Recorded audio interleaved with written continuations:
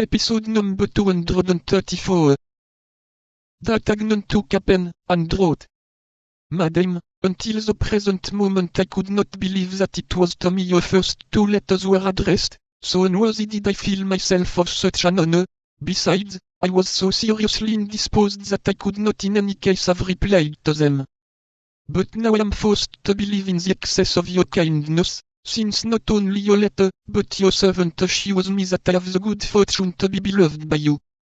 She has no occasion to teach me the way in which a man of spirit may obtain his pardon. I will come and ask mine at 11 o'clock this evening. To delay it a single day would be in my eyes now to commit a fresh offense. From him whom you have rendered the happiest of men, come the words. This note was in the first place a forgery. It was likewise an indelicacy. It was even, according to our present manners, something like an infamous action. But at that period people did not manage affairs as they do today. Besides, that Agnon from her own admission knew milady culpable of treachery in matters more important, and could entertain no respect for her. And yet, notwithstanding this want of respect, he felt an uncontrollable passion for this woman boiling in his veins, passion drunk with contempt, but passion, or thirst, as the reader pleases. That Agnon's plan was very simple. By Kitty's chamber he could gain that of her mistress. He would take advantage of the first moment of surprise, shame, and terror, to triumph over her. He might fail, but something must be left to chance.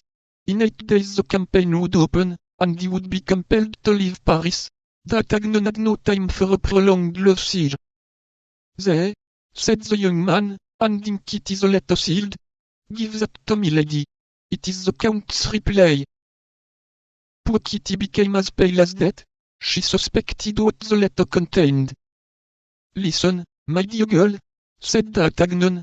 You cannot but perceive that all this must end, some way or other. Milady may discover that you gave the first billet to my lackey instead of to the Count's, that it is I who have opened the others, which ought to have been opened by the words.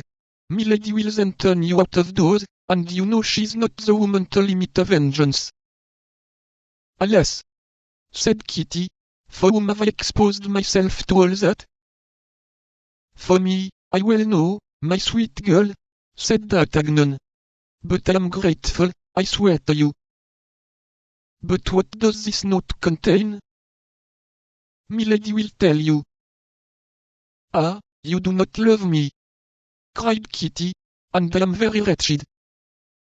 To this reproach there is always one response, which deludes women. That Agnon replied in such a manner that Kitty remained in a great delusion. Although she cried freely before deciding to transmit the letter to her mistress, she did at last so decide, which was all that Agnon wished. Finally promised that he would leave her mistress's presence at an early hour that evening, and that when he left the mistress he would ascend with the maid. This promise completed poor Kitty's consolation.